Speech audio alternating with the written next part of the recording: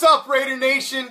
I'm the Commish, coming to you live from Hardcore Challenge Live Studio, deep behind the enemy line. This is Raider Reaction. So what's up, Raider Nation? It's been a full 23 hours since I seen you last, and here we are again. We got the fresh Raider news. We got some news out of rookie minicamp. So tonight, we're going to discuss the rookie minicamp, undrafted free agents, the ESPN power rankings. What's up, Ryan? The Vegas Stadium timeline, finalized preseason schedule with dates and times. Then I'm going to give you a little pre-bye week schedule breakdown. We'll do the rest of the season on Thursday. Because, of course, on Mondays and Wednesdays, what we got? Goes to the Post with Prime and the Commish. We break down all the league flavor. And the Raider news as well. And then, after I do the schedule breakdown, I got a little treat for you. What's up, Daniel? The Commish's top 10 most hated players. So that ought to be fun. Then I'm going to touch on some position battles and wrap it up with my WTH. Just like I do every single weeknight, 7 o'clock Pacific, at 10 o'clock Eastern. I am right here, Monday through Friday, breaking it down, going coast to coast. Start here on the East Coast, then I'll throw it deep to the Raider Bear on the West Coast. 2 solid hours of Raider insight and flavor. Thank you for joining me. What's up, Hector? What's up, Ken? So, obviously the biggest news that's been going on the last couple of days is the rookie minicamp. With the rookie minicamp into last week, there's a lot of action through the weekend, and obviously that is the biggest news going on in May 9th of the off season. That's pretty much the biggest news going on. So,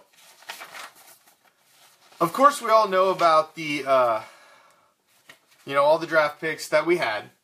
We're all very familiar with the first round pick, Gary Conley, and all of that's going on. You've got Obi Belafanu, safety from Connecticut, who is, everybody's loving everything they've seen out of this kid. So you got him. That's, he's looking good, making everybody look like that was a good signing. Arizona, what's up, Juan? Then you got Eddie Vanderdoes. Now, Eddie Vanderdoes is interesting. Eddie Vanderdoes is interesting because since the college that he's coming from has quarters in their school year, he won't be able to get there until later in June. So he's going to miss part of the early camps because of NCAA rules and violations. So it's kind of a strange thing there. So he's going to be a little behind the curve, but he is allowed to have his playbook. He is allowed to communicate with coaches, and so he's still going to be able to be up in it, just not there physically at the camp. So that's kind of a bummer. But we also got David Sharp, got Marquell Lee, the linebacker from Wake Forest, Shalom Luani from Washington State. Now, this guy's an interesting story. Just an odd tidbit on Luani. I don't know if you guys know. I just thought it was interesting when I started reading up on him, getting a little bit of his bio. He is the only player in the draft this season. The only player in the draft this season. Now, this is one of them crazy stats that you can like throw at your Raider buddies and be like, "Did you know? Did you know?" He's the only player in the entire NFL draft that played his high school ball outside of the United States. He played on the island of Somalia. Or excuse me, it's not Somalia. Samoa. Good God. Freudian slip. Samoa. He played on the island of Samoa, which is often referred to as a football island. There's been a lot of guys. So, just an interesting little tidbit. Played his high school ball on the island of Samoa. Did not play in the side of the U.S. Only player in the NFL draft this season. So that's an interesting little tidbit for you there. Some Raider trivia you can share with your Raider buddies. Bet you didn't know. Bet you a beer. So, yes. Gentlemen that we are, I see you guys talking about, are the three guys. Now, I love this story, man. I love this story. The story of Najee Harris. I mean, here's a kid, plays at small Wagner University, which we learned is in New York last night, with some help from the audience. So, but this kid comes in, not drafted by anybody, just played World Cup too as well, and scored a couple goals and looked good. That's why, supposedly he's just an athletic freak. So, I mean, although he's not huge, he's only 6 foot. He's big, man. He's a big, strong kid, just super athletic. So I think that kid's going to be good. But Najee Harris comes in, you know, just tries out for rookie camp. Wasn't drafted, just gets a tryout. And leaves with a 3-year contract. You know, so you know, the mindset of this kid when he's coming into this is like, dude, I gotta ball out, man. This is it. This is last shot. I gotta leave blood, flesh on the field, anything I can. And dude, he come out there and he grabs it in a position that we're light at. So, not only did this kid come in and grab a contract, just grab the bull by the horns, man, and just grab a contract, he's put himself in line. If he comes out and balls out after the first of the year, he could be in a starting position in middle linebacker, surrounded by a stellar defense in the making. So, he could be one of them diamonds in the rough, man. Could be one of them diamonds in the rough. So, you never know. Now, you had him, and you had Detroit Lewis, who was also signed as one of the rookies at pre-camp. 3 guys came out of the camp with contracts.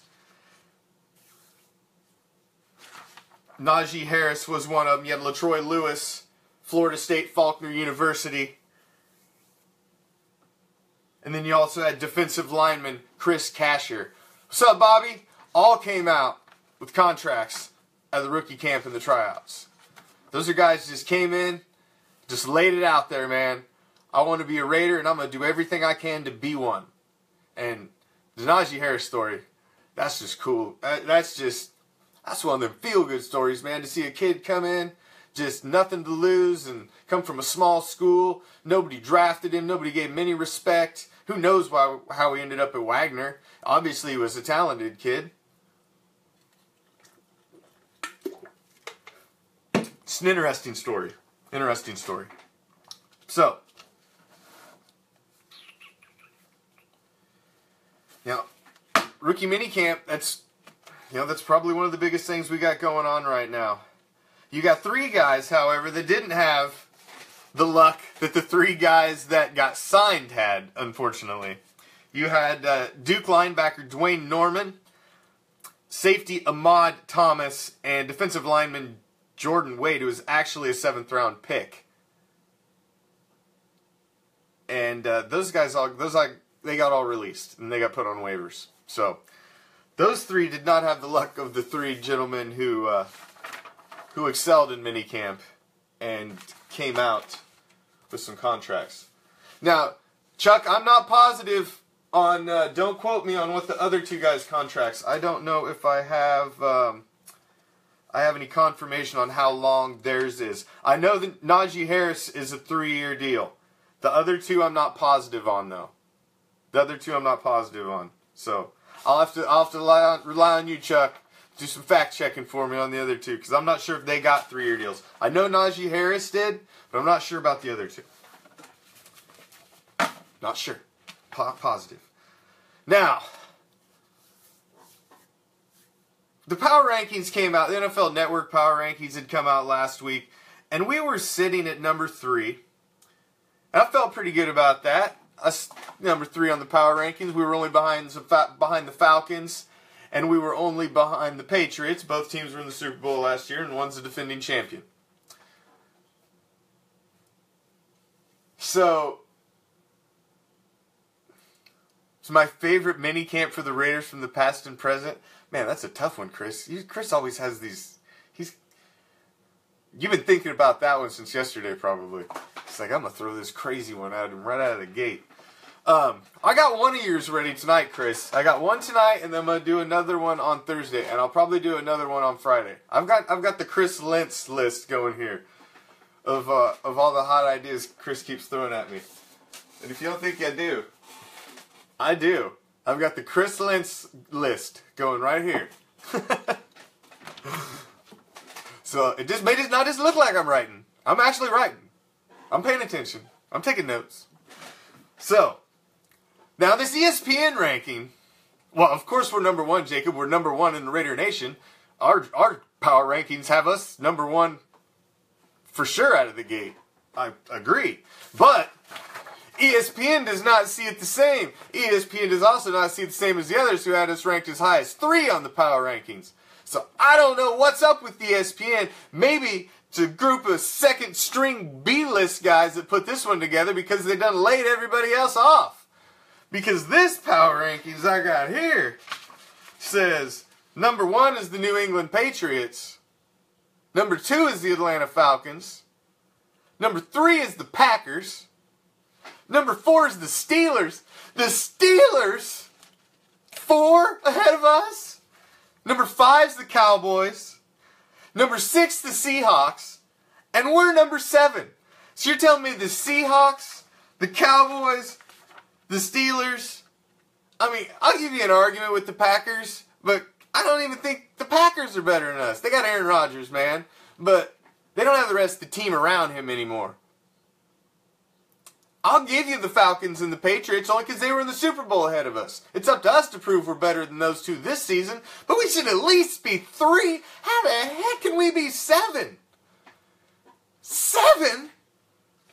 I was just shocked by this. For all the rankings I've seen over the past week and going up to the draft, we were 3, I've seen 4, not a 7. 7? And this is even post-draft. We had a great draft. 7? Insane. Thank you for sharing. Share it up, guys. If you're watching, man, hit that share button. Hit them likes if you like it. I'd like to see them thumbs and what have you going across there, so I know you guys are alive. Let me know you're there. But please, share it up. I appreciate it, man. Thanks for stopping in. Just here to talk to Silver and Black 5 nights a week. More to prove wrong. I agree, Chris.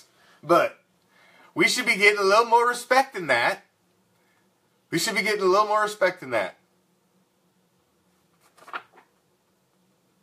Little more.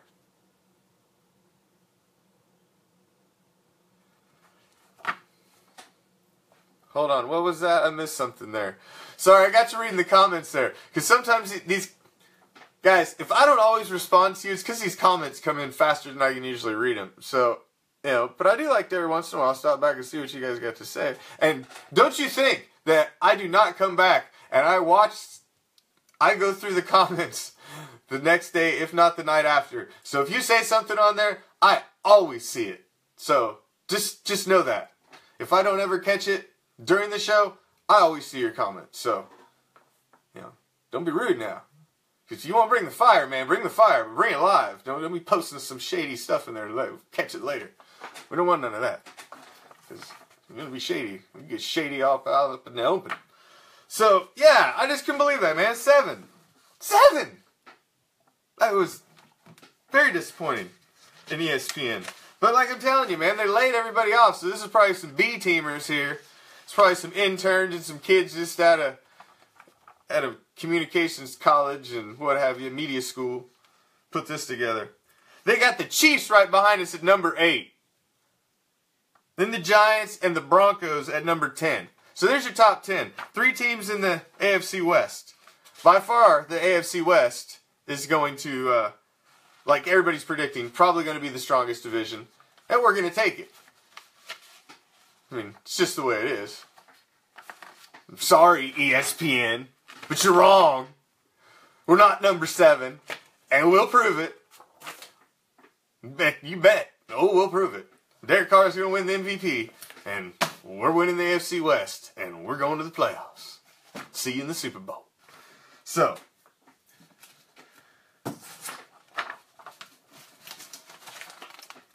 Other big news. They have released the timeline for the hold on. Blind. A question for you. Bring back. Sorry, reading the comments. I saw something interesting that caught my eye there. Blind. Who's blind? The rookie's not blind. I agree, Miguel. ESPN is crazy. Here's a question. If you could bring back any Raider player, it has to be retired, who would you bring back? That's an interesting little nugget. One player, who would it be? See, because a lot of the guys, they have to think about this, because I'd actually posed this question to you guys a week or so ago. Because you have to think about this, because a lot of the guys from the olden days, they wouldn't make it in today's game, man. You can't bring Jack Tatum in and play defensive back or corner in today's, he'd kill somebody and he'd be suspended a little bit of quickness. So, you know, that ain't going to work out. ESPN is blind. Well, absolutely ESPN is blind. The Stork. Bo Jackson. Bo Jackson's just a physical freak, man. The guy had tree trunk legs. I would just think Bo Jackson would still kill it. He's just so good. Jim Otto? Yeah, I can see that. Woodson? Woodson would be, on this team, right now, give me a Charles Woodson in his prime to put on this team as a shutdown corner. Because if you think about what does this team, because we're set on offense, man. We really don't even need nobody on offense. So if you wanted to put somebody in on this team, it would have to be a defensive guy. So just think about adding Charles Woodson into what we got right now. You just drop Charles Woodson on the team. Bloop. Got Charles Woodson, along with Obi, Gary and Connolly, all the guys we just picked up. And, you know, yeah, Bo was a later round guy. Absolutely. But, Woodson would be sweet. Woodson would be sweet. Oh, yeah. Woodson in his prime. That'd be a good one. That'd be a good one. Now, back to this stadium timeline. So, this thing is good at the Palace in the Desert. Matt Millen could play in today's game. Lester Hayes. See, now he's another guy, Hector, that you have to think about the era that the Judge played in. Would the Judge be able to play within the rules of today's game? I don't know. That was a different era when he played. Now, Matt Millen, a smash mouth linebacker, JD, you could take him any day. Marcus Allen, I gotta say, Marcus Allen, the Wiggle would still be money today. I agree. The Wiggle would be. Man, Marcus Allen's one of my all-time favorite players. Number 2 on my all-time favorite list, right behind Mr. 81 Tim Brown. But Marcus was my childhood hero, and I think Marcus would be. Chester McLaughlin, he would do well in today's game, man. That's a big guy right there. No more Stickum, but their gloves are like Stickum. The gloves are like Stickum. And you see the guys on the sideline? They're spraying the gloves, too, with the adhesive spray. So, I mean, it's like new age Stickum. The guys are like catching with a finger and a thumb. You don't do that. You go out there barehanded and just say you do that. No way. That ain't going to happen. But, now what they're saying is this new stadium has a 30-month construction timeline.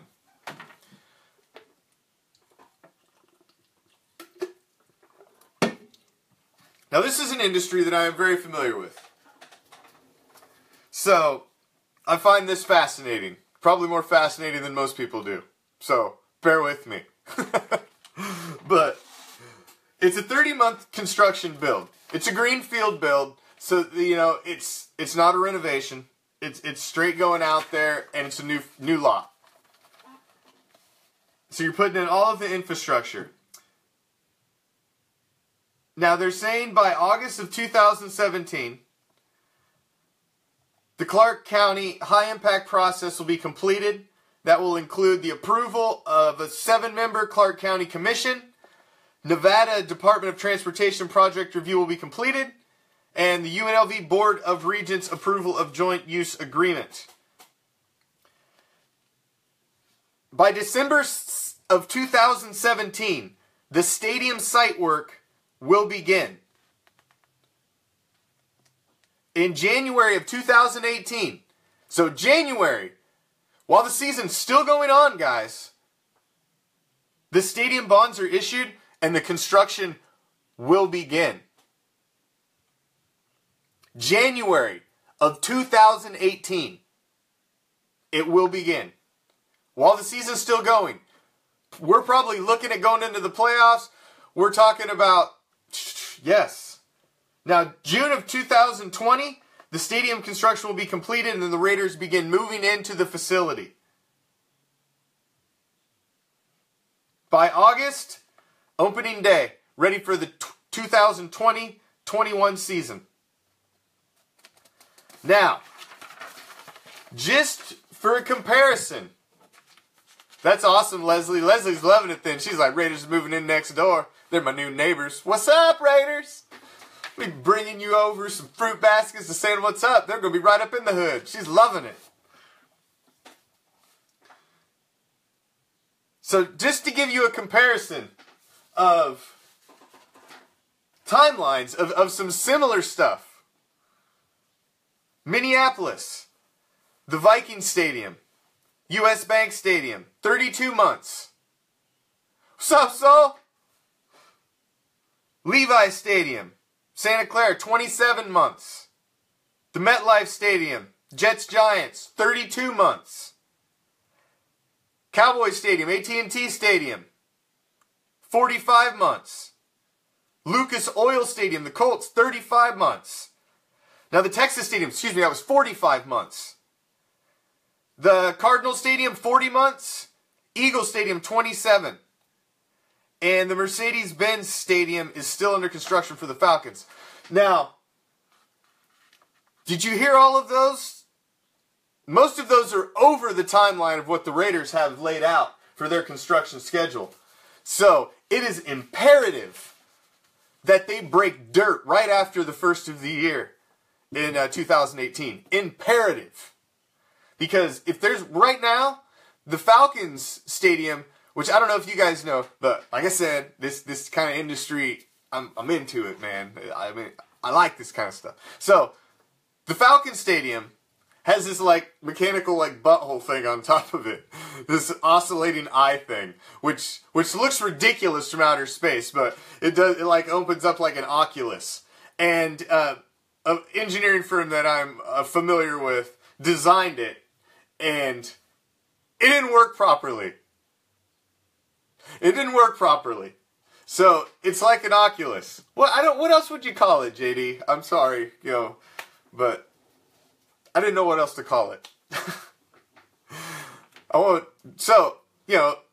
Sphincter would probably have been better. It's a mechanical sphincter on top of it. But it opens and closes to let light in and to dome it off. Well, they made this crazy, it's like the petals of a flower on top of it. And they can't get it to close right. So they've been having trouble for months wondering if this thing's even going to work so they can even start open and have opening day there. So, I don't know if you guys have heard about that, but that's a mad scramble. They're not sure everything's still working quite right. It's a crazy thing. So, for the Raiders, because if you look at this thing, I mean, look at that thing, guys. That's a thing of beauty. 30 months is a fast build, man. That's a quick, aggressive build. So it is imperative. I hope, that would be awesome. I hope they name it that too. The Al Davis Coliseum.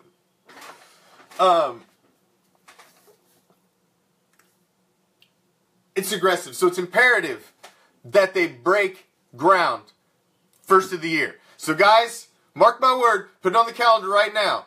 I'm telling you, if they are not breaking ground shortly, after New Year's Day, January of this next year, this coming January, then we are in jeopardy of not having our stadium ready by the start of the 2020 season. Mark my words. Mark it. I've seen so many projects just like this, big builds, and man, there's so many things that can go wrong, and it is imperative that they start this thing because a 30-month build is aggressive. They're trying to hit that 2020 kickoff. It ain't gonna be easy.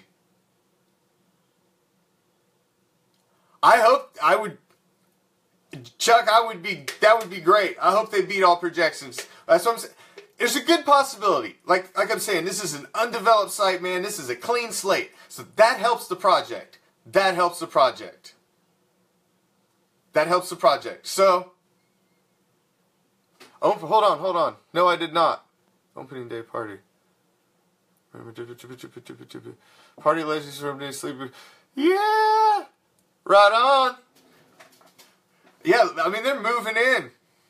They're moving in Leslie's neighborhood. I mean, that's crazy. It's like, wake up and like, they just voted for the Raiders to move in down the street. Man.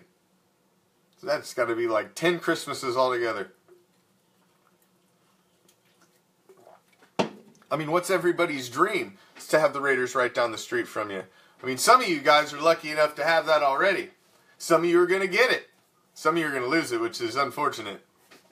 But business is business, and it is what it is. And, you know, que sera, sera. We've all already had the Vegas-Oakland discussion a gazillion times, so we don't need to hash that out again. At all. We don't need to bring up bad things. Bring up old wounds. Old wounds are no good. We don't want to open those. So, some more news today. The Raiders finalized their 2017 preseason schedule. So you guys that are going out there want to get your preseason locked down, you got game 1 is August 12th at the Cardinals. It's a 7 p.m. Pacific time game. Then you got game 2, August 19th. The Lambs at home in the Coliseum at 7 p.m. Pacific time. Game 3 is at Dallas against the Cowboys, 5 p.m. Pacific time. Then game 4 is August 31st against the Sea Chickens, 7 p.m. Pacific time. So, there you go. There's some, you know, the Seahawks game is going to be terrible. So don't go buy tickets to that one. I mean, unless you want to take your kid. I took my son to one of the 4th preseason games before just because we got tickets. Because that's the guys got season tickets, man. Nobody wants the 4th preseason game. They're like, here, dude, do you want these? It's going to be like a water boy and an insurance salesman playing quarterback. You know, so it's like the worst game. It's the worst game. Now, the Cowboys game will be all right, which I like the preseason schedule because the Cowboys game is the 3rd game. That's the one when you're going to see the most Carr, you're going to see the most Prescott. You're going to be, oh, nice. See, that's a good game to go to right there, Saul. That's a good game to go to because that's going to be the best. That's when you're going to get the best dress rehearsal for the season is that game right there. So that's you're going to see the most Carr, you're going to see the most Prescott, you're going to see number 1 offense against number 1 defense. That's a great dress rehearsal. That's 2 playoff teams. That's what you want to see. Yeah, none of them are. None of them are on Friday, Michael. It's interesting. Very interesting. Very interesting. So, there you go. There's your preseason. You got August 12th, August 19th, August 26th, and August 31st. All evening games, all 7 p.m. Pacific, except for the Cowboys games at 5 p.m. Pacific. Beast Mode, what about him? He's going to kill it this year. I think he's going to hit 1,000. I don't think he's going to get much over. I don't think he's going to be a statistical freak, but I think he's going to be very impactful on the team. I feel he's joining such a strong nucleus on that offense already, and such a strong unit that's solid across the board. Wide receivers, tight end. He's got running backs to help him out. He's got the speed guys that can roll out of the back and catch. Oh, do I think he'll play preseason? Oh, yeah. Oh, yeah. How many times have I been to prison? Well, if I told you, I'd have to kill you.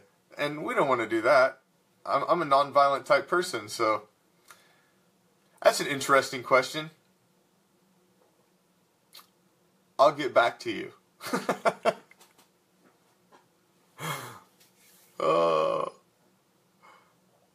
Why wouldn't he? I would be surprised if you don't see him much in the first or second game, but I think beast mode's, he's got to knock the rust off in game 3, and you're going to see some beast mode. You're going to see some beast mode. So, now, here's a little treat I put together for you. It's coming off the Chris Lentz list. The Chris Lentz list. Because these take a minute. Because I put some thought into these Chris Lentz lists. Because, you know, like my top 10 most hated teams. This one is the Commish's top 10 most hated players. Because, oh, we got those. We all have those players, man. There's just something about them. It's just the way they look or they act, the way they talk in their interview, or, you know, we all got the ones we just don't like for one reason or another. So, this is mine. This is my list, and I'm going to share it with you. This is the Commish's top 10 most hated players. Number 10 is a current player. He makes this list just because he's the guy I really can't stand right now. He just rubs me wrong. I just want to see some wide receiver just go out and just lower the boom on this guy. I want to see some tight end come across and just totally blindside him and just knock him into the dirt. I cannot stand Aqib Talib. I know, he's fresh to be on my top 10, but that's how much I really dislike this guy. I really dislike this guy. It really chapped me to see Marquette King hugging up with him at the Pro Bowl action. That just bugged me because, man, I can't stand Aqib Talib. He's definitely my number 10 on my list. He's the newest player, but, man, can't stand that guy. Oh, we're going to shut him up this year. We're going to shut the donkeys up completely this year. Sweep of the donks this year for sure. Sweep of the donkeys. I think we're going to drop one game in our division this season. I think we're going to drop one game. But I'll save who that one game is for a little bit. But I think we're going to lose one game in division. Got to keep it real, man. You know, everybody wants to say, we're going to go 16-0. Carwin MVP, we're going to go 16-0. Well, everybody wants to say that, but, I mean, come on. Let's be realistic. It's not Madden. This is any given Sunday. You know, you can have a bad day. A couple guys drop a couple balls. It's a funny shaped ball, man. That thing bounces weird ways. And sometimes it just don't bounce your way. And you're going to have a clunker every once in a while. You just can't have the clunkers when it counts. That's all.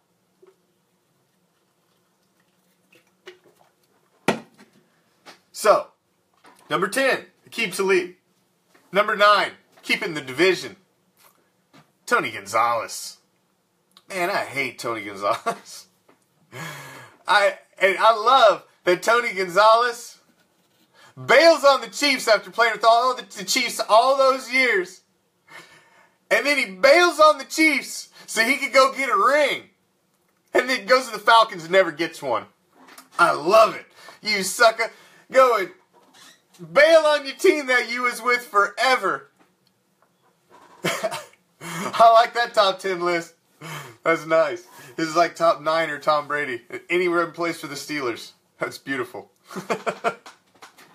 But Tony Gonzalez, man, I don't like that guy. He's number 9. Number 8, Oh man, he's a talking head too. Like Tony Gonzalez is a talking head too. This other guy's a talking head, man. I can't stand this guy. I don't know how he maintains a job on the networks and keeps going around. But Michael Irvin, man. Man, I can't stand Michael Irvin. That dude needs to shut his mouth. He can't shut up for nothing. He is, I hated him when he played. I hate him even more now that he doesn't play. Can't listen to him all the time. Oh man, he's terrible. Can't stand that guy. Why couldn't they fire guys like that? You know, you're gonna fire Ed Werder, but that guy actually speaks intelligently. You're gonna keep Michael Irvin around? That guy's a knucklehead. And then this other guy. Here's another one for you. Oh man, this guy. This guy really bugs me. You know, he's always coming out with his anti-violence speeches, and he's always Mr. Motivational and Holy Roller, and, you know, but Ray Lewis just, you know, he just goes and kills people on his days off. You know, I can't stand Ray Lewis. Can't stand him either. Oh, he just bugs me. He's another one, man. Come on, dude. You murdered somebody and basically got away with it. Please do not talk to us about... Don't talk down to me about anything. Please. Please. He's another one that I wish would just go away. Retire. Go away. Go off to a ranch somewhere so we never have to see you again. And please, take Michael Irvin with you. Both of you, go off to some ranch somewhere. Stay off the TV. Please. You're both obnoxious. The next one. Now this guy, I actually hate for his on-the-field stuff. Not his, you know. The others are kind of a combination of the two with Ray Lewis and Michael Irvin. This guy, LaDainian Tomlinson. You know why I hate this guy, Raider Nation. This guy he was really good when our team was really bad. And I can't stand that guy either, Daniel. Gronk, I can't stand that guy either. But LaDainian Tomlinson was he was good when we were bad, and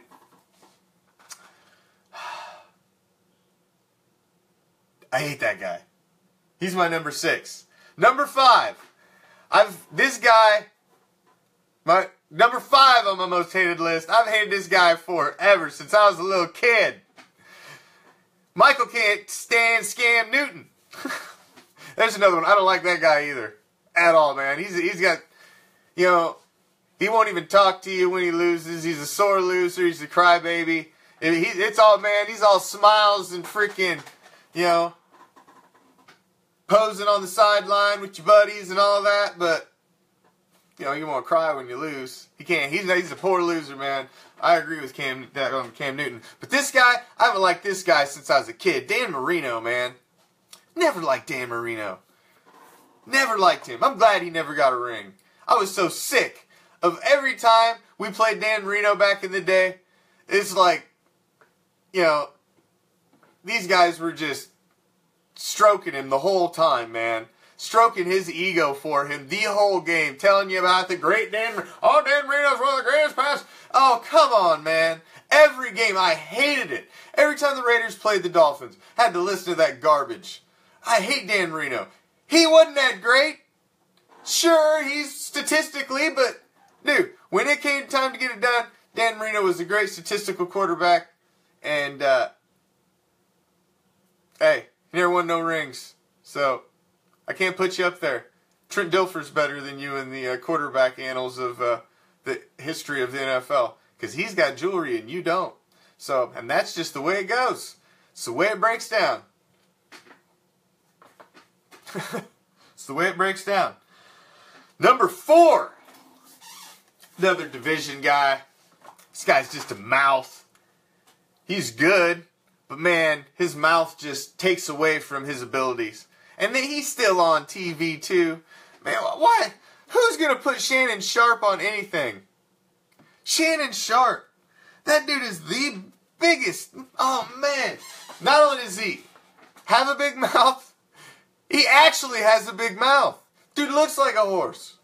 And he is, oh, he's obnoxious. Can't stand that guy. You know, it's bad enough he was a donkey. We had to deal with him when he was a donkey. Now we got to watch him on TV too. Like, why? Him, Irvin, Ray Lewis. Get rid of these guys. Man, I'd rather listen to Romo. Get Romo in there. Give him a chance. Get rid of one of these other guys. At least Romo seems like he's an intelligent fellow and can probably speak intelligent. These other guys are knuckleheads, man. Shannon Sharp is a knucklehead.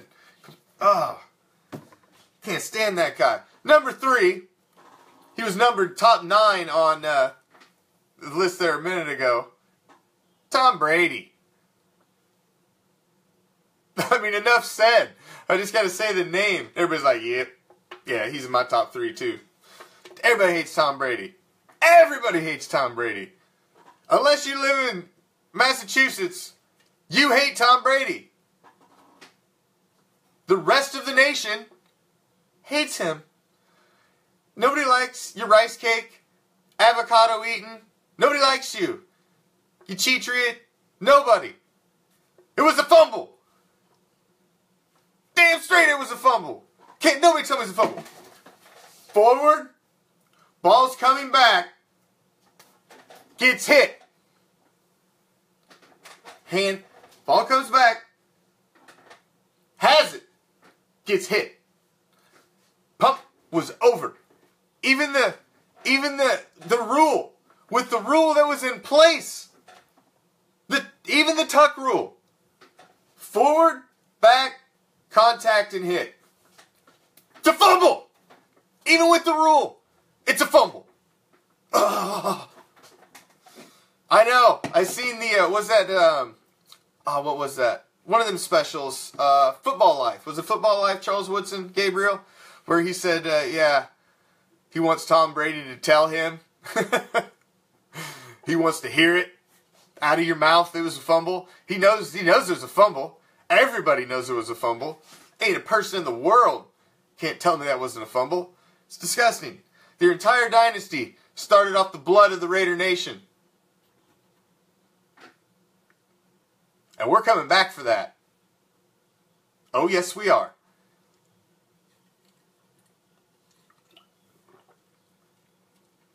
Hell yeah, it didn't stop moving. Forward, came back. As soon as Woodson hit him, touch. Bam, fumble.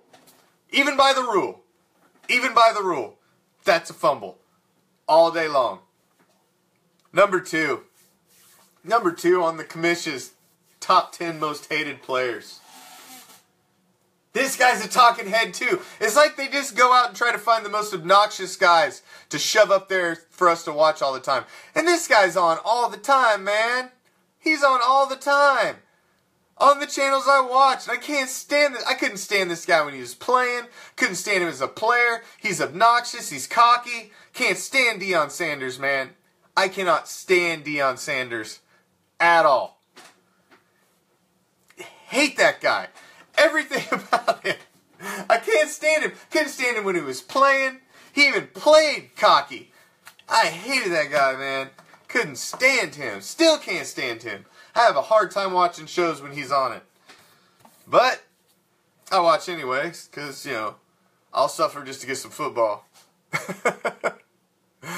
Good night, Leslie. Thank you. I'm jealous. They're moving in down the street. Moving in down the street. Number 1 on the Commish most hated players list. Of course, he's in division. No. Hold on. I want to see if you guys can guess it for a minute. Let's have some fun. It's not Chris Collinsworth. Although I can't stand that guy either. Oh my God. He should get honorable mention. He's like a stork-looking dude, man. I can't stand him. He's another one that always has something to say about the Raiders when you're watching him. Anybody else got a guess? Kaepernick. Oh, no, he's not my most hated. Ding, ding, ding! We have a winner! Daniel. John Elway. I cannot stand John Elway. John Elway. I mean, what can I say? I have a laundry list of why I can't stand that guy. I can't stand looking at him. I can't stand him when he plays. I can't stand the way he came to the league and got signed like a spoiled little brat. I can't stand anything about that dude, man. He came in like he was the freaking golden boy into the league, carrying him in on some freaking cart with fanning him with leaves. And I mean, come on, man. Who is this guy? From the very minute he came in the league, I couldn't stand him. And then he has to go to the Donkeys and stay there his entire career. So I have to, I can't stand Flutie Flakes either. Hated him when he played for the Bills. Franco. Man, if you're a little older than me, I bet it's Franco. He would be on my list too. Because look, I'm 42, so I got a little different era than somebody maybe a little older than me. And boy, if I was just a little bit older, Franco would for sure be on my list. Because I don't like him either. But he ain't like Dan Marino to me. You know, I grew up hating Dan Marino. From the time I was a kid. So, I got some hatred built up for him. Just like Elway. I grew up hating Elway. I grew up hating that dude. When I was in middle school, I hated that guy. So, you know, that's some built-up, pent-up hatred for John Horseface Elway. His big gums. Bradshaw, I can't stand Bradshaw either. See, there's a lot of these guys should get honorable mention. They're on the list. They're just not top 10. They're definitely on the list. That's for sure. So, my next Chris Lentz list that we will do on Thursday, the Commish's top 10 most hated coaches. So, we'll hit that on Thursday. Oh, I bet, Michael. I bet you did. Because, man, they were the nemesis back then. It was the Raiders and the Steelers, man. I mean, that's every Super Bowl and every AFC championship was coming down between those two. You know? I mean, that's why on the side of the ring they got this, you know, when they beat the Steelers in the AFC championship and then go on to win the Super Bowl in '76, I mean, that was gigantic. That was gigantic. So, yeah. I bet, man. I bet I'd grow up going Franco. But my number one, John Elway. John Elway. Yeah, Bettis, he should get honorable mention too, Chris. For sure. Bettis should get honorable mention. Absolutely. Now, let's jump back in to a little off-season action. With our veterans, we've got, now that you've got some guys that have been drafted, and we've got a mix, you know, we've got the 90-man roster, we've got all this young blood, there's some real position battles going on. Now, we brought in E.J. Manuel, so you've got him battling for the number 2 spot with Connor Cook, which is interesting. Connor Cook didn't play terrible last season. The game plan they came into the playoffs with for him was atrocious. They didn't give him any chance. Once they opened it up and let that kid play a little bit, he didn't do that bad. But the game plan was terrible, man. I'm glad we got rid of the offensive coordinator, because that was garbage. Give the kid a chance. We knew we were going to have a rough game. We knew we probably didn't have a chance to win. So why do you handcuff the kid? It was a complete roll of the dice anyway. And you handcuff the kid. So with a whole nother offseason under him and some time to be with the coaches, work with Derek Carr, I don't know. I see Connor Cook taking the number 2 and Manuel not getting it. Maybe EJ was just brought in for competition purposes. So, maybe. Maybe EJ was just brought in for competition purposes. Who knows? But, we'll have to see.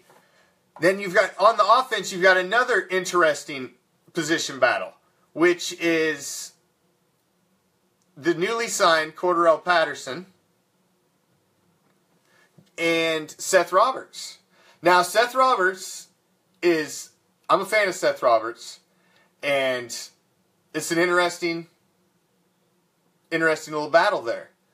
You've got, you know, they're battling for basically the slot position, and the number 3 wide receiver position is Cordarrelle Patterson and Seth Roberts. Both are going to make the team. this is a position I don't see either one of them make the team. Now, I could see a possibility of maybe E.J. Manuel getting released if he doesn't win the second position spot. That's true. That's true, Chuck. They do have a history, and I like that. I do like that they have a history with the offensive coordinator. That's a good thing. I do like that. What's up, Terry? So, it's an interesting position battle. Then, of course, we have, we've already hit on it a gazillion times now, but you got the Jano and the Giorgio Treviso position battle kind of going on there at the kicker position. Which, whether they want to spend that much money, yada yada. We've went into this numerous times now, so. Musgrave was just terrible. I'm glad we got rid of him, Michael. I'm glad we got rid of him. And DC really likes the new offensive coordinator, so, hey, if DC likes him, it's all good. Got some issues going on here. Damn thing. So, those are pretty much the tightest position battles we got going on right there. He did never have a great quarterback before. And they basically he was a gadget guy. They used him as the return guy, the deep guy. I think if they actually give Cordarrelle a chance, he's big, he's fast, he can go across the middle. I think he can be good. I think he can be good, Chuck. I think he can be good. But Bear said today Seabass is safe. Right on. Hopefully maybe he's got more insight than I got. Yeah, I haven't heard anything, though. I haven't heard anything. I haven't heard anything, so we'll see. So, let's round out the show with my WTH for the evening. It's football related, and I had told myself that I would not talk about this guy anymore. But this story just came up, and I have to, one more, and then I'm done. So, Aaron Hernandez is back in the news again. Now, they're not going to sign him, Galo. I seen that rumor, and I don't think that's, no, I don't think so. So, Aaron Hernandez is back in the news again. I'm sure you all heard it. It was breaking news today. How are you not a murderer now? How does that even work? How do you kill somebody, then kill yourself, and now you didn't kill them? How does that work? How do we have laws in place that even make that work? I don't understand. I don't understand this. I mean, the whole thing is just craziness. I know he died before his appeal and all that. I mean, I understand. I get it. It just doesn't make any sense to me. Like, how is this even possible? I guess something. It's something, all right. But it definitely makes me say, what the hell? So, that was a definite WTH story when I seen that come across. I was like, what? I mean, I understand why. It's the rule, the law, it's a loophole, it's some goofy loophole. I mean, all that's going to happen now is even if they do owe up and they have to give them the money, then the family of the deceased, the victim, is going to come after him in civil court. They're going to win because he is guilty. They'll be able to prove it in civil court because you don't have to prove it to as much of without a reasonable doubt like you do in criminal court, as we all learned in the OJ case. So they'll get all the money, and they won't end up with nothing anyway. So the only good thing that may come out of this is that the victim's family maybe gets some coin out of this. So maybe it ends up being a good thing in the whole roundabout, crazy kind of way. So who knows? Hopefully there's some justice in that sick, twisted, crazy story of the life of that Aaron Hernandez ended up having. Man, what a waste of talent. What a waste. What a waste. What the hell, man? What the hell? So, every weeknight, I'm here, 7 o'clock Pacific, 10 o'clock Eastern, for a solid hour. Go coast to coast. We start here on the East Coast, and like I'm going to do right now, I'm going to throw it deep to the West Coast, all the way to the infamous Raider Bear. He's going to catch it and take it for 6. Take it for another solid hour. Raider flavor and insight. Thanks for stopping in. I'll be back here tomorrow night. And tomorrow's a Wednesday. What's that mean? Every Monday and Wednesday. This goes to the post with Prime and the Commish. We'll hit all the hot league stories.